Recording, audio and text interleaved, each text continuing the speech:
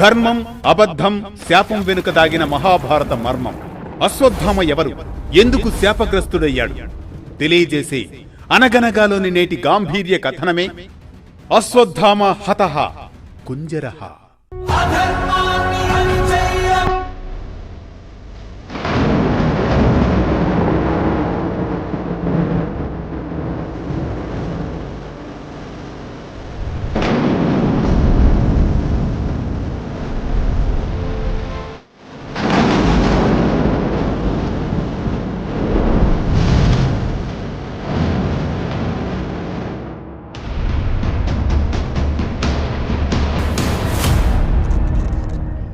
అనగనగా అది మహాభారత యుద్ధంలోని సమయం.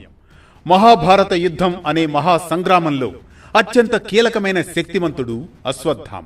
పాండవులకు, కౌరవులకు గురువైన ద్రోణాచార్య, కృపీ దంపతులకు పుత్రుడే అశ్వత్థామ. ద్రోణుడి తపస్సుకు మెచ్చి శివుడి వరం వల్ల అతడు నుదుటిపై మణితో జన్మిస్తాడు. ఆ మణి ప్రభావం కారణంగా ఇతర మానవులతో పోలిస్తే ఆకలి దప్పుల నుంచి రక్షణ తనకు తానే పొందగలడు. మానవాతీత శక్తులతో అద్భుతమైన ధనుర్విద్యా నైపుణ్యంతో ప్రసిద్ధి చెందాడు.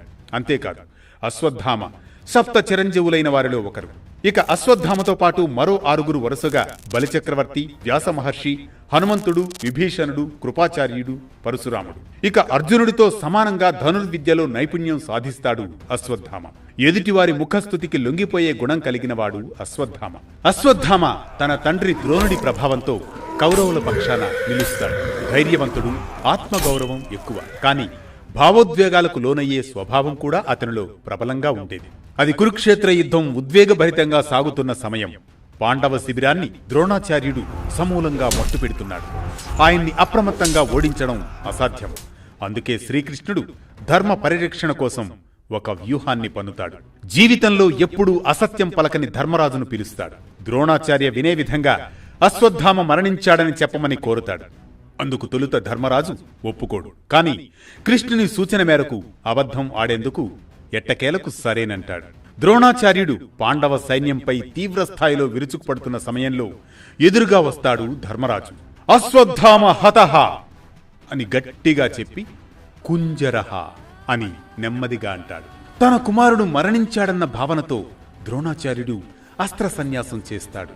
ఆ అవకాశాన్ని అందుకున్న దృష్టద్యుమ్నుడు అతనిని సంహరిస్తాడు. ఈ సంఘటనే అశ్వత్థామ జీవితాన్ని పూర్తిగా మార్చివేసింది. తండ్రి మరణం, కౌరవుల వినాశనం చూసి అశ్వత్థామ తీవ్ర ఆగ్రహంతో మండిపోతాడు.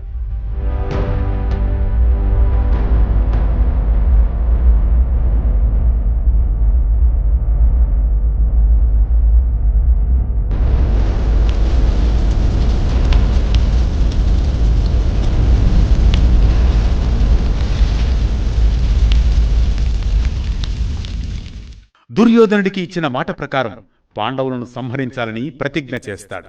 రాత్రివేళ పాండవుల శిబిరంపై దాడి చేస్తాడు. కాని పొరపాటుతో ద్రౌపదీ పుత్రులు 5 ఉప పాండవులను హతమారుస్తాడు. కృష్ణుడు, పాండవులు అశ్వత్థామను వెంటాడినా అతడు వ్యాసాశ్రమానికి చేరుతాడు. కృష్ణుడితో కలిసి వ్యాసాశ్రమానికి కూడా వస్తారు పాండవులు.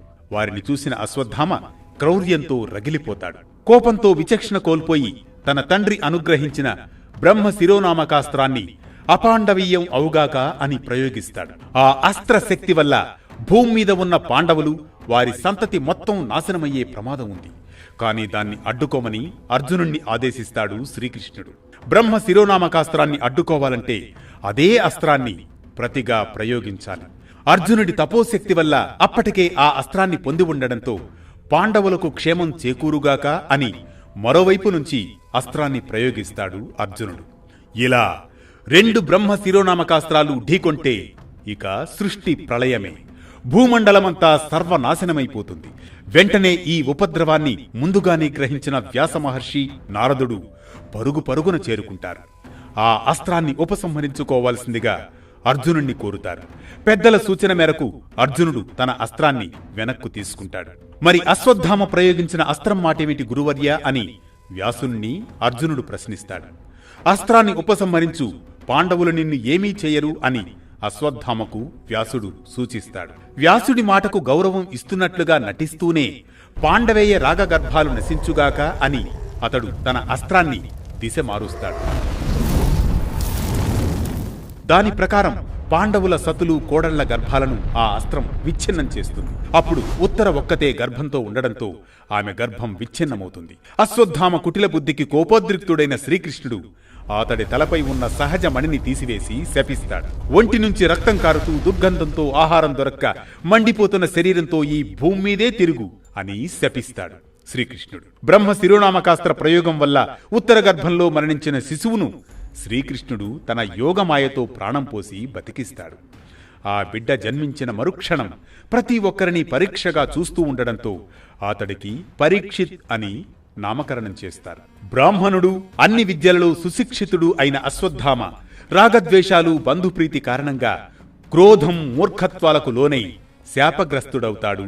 ఆ సమయంలో అందుకే శాప విమోచనం కోసం తిరిగి ఆ సహజమణిని పొందేందుకు ద్వాపరయుగం నుంచి అశ్వత్థామ సప్త చిరంజీవులలో ఒకరిగా శాపగ్రస్తుడిగా శ్రీ మహావిష్ణువు 10వ అవతారం కోసం ఎదురుచూస్తూ సంచరిస్తూ ఉంటాడని మన పురాణాలు చెబుతున్నాయి.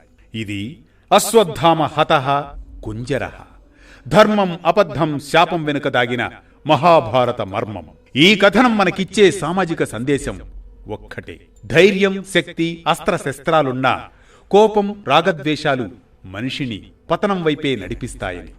శివ వరప్రసాదంతో జన్మించిన మహారుషి పుత్రుడైనా, అపార శక్తులు కలవాడైనా భావోద్వేగాలను అదుపు చేయలేకపోవడం వల్ల చిరంజీవిగా ఉన్నా శాపానికి గురయ్యాడని. ప్రతినిత్యం ఓ పురాణ కథనం, సూటిగా, స్ఫూర్తిమంతంగా, సామాజిక సందేశంగా, ధర్మం చెప్పే కథల సవ్వడి, జ్ఞానం చెలరేగే కథన ఒరవడి. అనగనగా అంటూ మళ్లీ రేపు పలకరిస్తుంది ఆరుబయట వెన్నెల్లో జోకొట్టే కథల్లా వేటు న్యూస్.